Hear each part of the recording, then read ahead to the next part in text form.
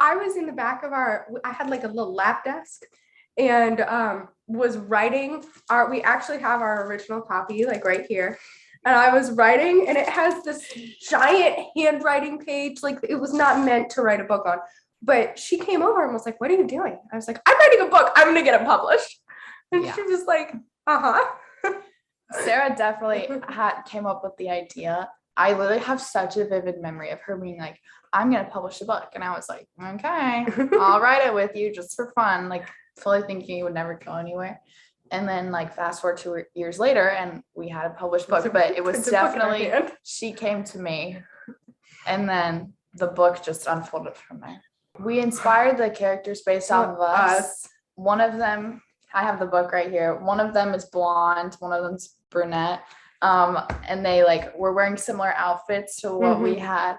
And so they were definitely based off us in the original. The characters too. My character is a little bit louder and has some bold issues. She's an interesting little person.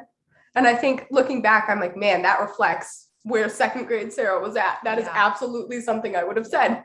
In terms of like stages we wrote the book, there was like the idea and then the writing of the physical copy was that one. Yep. And then there was typing it on a computer. I feel like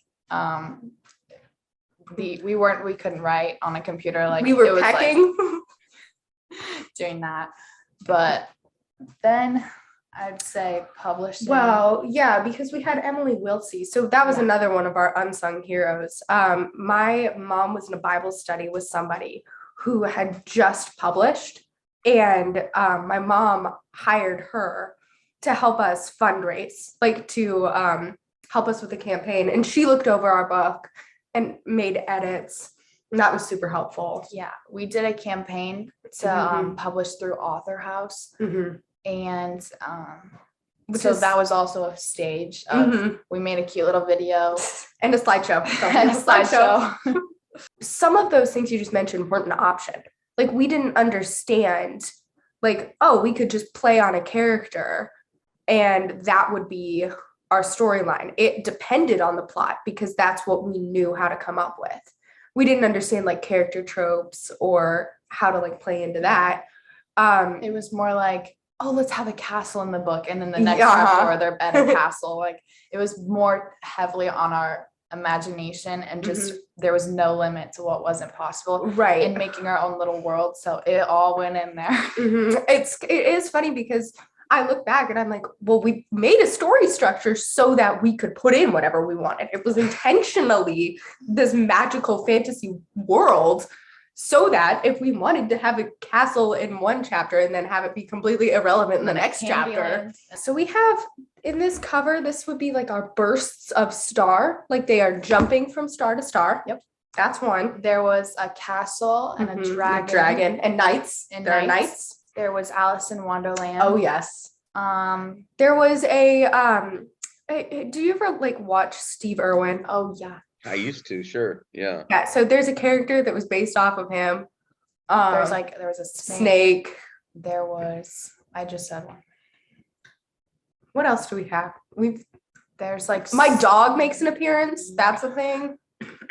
It was just whatever our like second grade minds could think of, like went into the book. And I think that's why kids love it, is because it's like so much. It's their brain. It's like it's everything.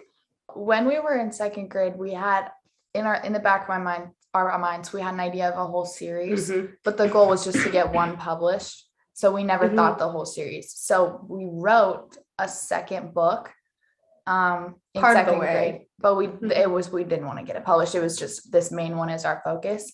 So then there was a period of time for about 6 years where she had moved schools and I had moved schools, and we just didn't really talk anymore.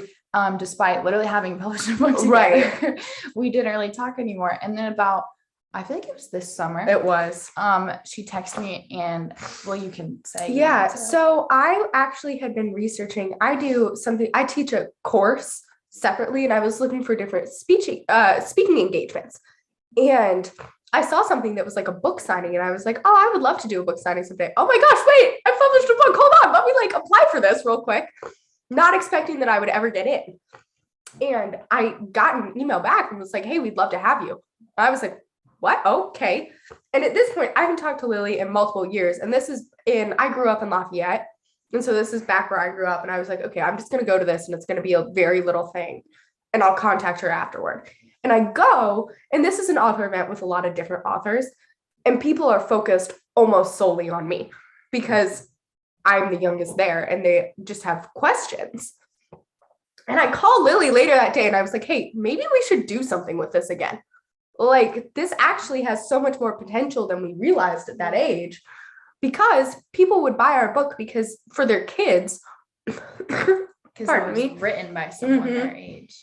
And it was like more than even just the story. It was like, look at these kids who followed their passion. Yeah. So then it was at that point when we got reconnected and started realizing, oh, like this actually has potential. Where can we go from this? So we found the half-finished manuscript of the second book, along with 2 others that just had like a paragraph written. So that doesn't really count. We decided to finish writing it and we were like, what if we published another book? So then we also figured out that this actually has some media attention. Like the fact that we wrote it in 2nd grade, it was normalized to us. We kind of just like forgot. That's a crazy thing. Right. For sure. And then we started doing interviews. Our first one was on live TV, which was so scary. Which we didn't realize like quite how stressful that is until afterward. Looking back, after we did like newspaper interviews, we were like, this is so much more calm. Oh, that kind of makes sense. Like, yeah. We found the manuscript that had been lost since whenever we started writing it, which we haven't actually pinpoint exactly when that is. But we found it and we were like, oh, okay. It was like halfway done. And so our writing style has changed massively. Pardon me, I'm sorry. It was very much like just whatever comes to us. And so we didn't have any planning done for the rest of the book, but we had set it up pretty well and we'd introduced a new character. And so we had like somewhere to go. And so we were like, why don't we just finish this? And then found that we had planned out basically the rest of this series. We're like, well, now that this is gaining some attention, why don't we start publicizing the fact that we're going to publish another one? Yeah. So from your standpoint, what did that then, where did that then go for you creatively as well?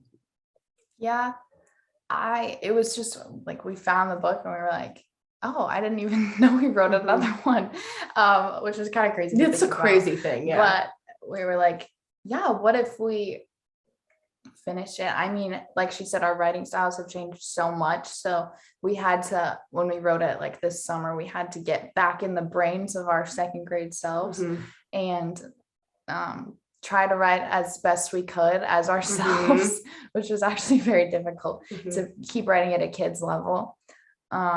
So yeah, I feel like that was the biggest challenge. And it was also really hard to, now our minds are like, not everything is possible. We can't have castles and dragons. That's what we think about. And so then writing a children's book and having to finish this like other book we wrote, it was like, as a older, not that much older, but you know, like it was hard. It was for sure. Cause there's that voice now that's like, does that really make sense? It's like, did that matter in the first book? Not really. I thought it would be easier to write a children's book, but apparently it's not. Yeah. Basically, it's the same 2 characters that are based off of us from the first book. And a third one enters. And a third person comes. And basically the mystery that they finished in this book reopens and they have to finish what they started basically. But instead of a necklace, it's a crystal ball. And when this crystal ball is stolen, it holds the town's future. And so they're all sucked back into time until they can get the crystal ball back. Yeah. It's kind of like how they were in the trapdoors here and now they're going through past events of like the past. And then once you get the crystal ball, you can see the memories of the person who stole it. And so we bring back the villain from this book and we're able to get like a deeper look into him and then also some surprise people that he's working with.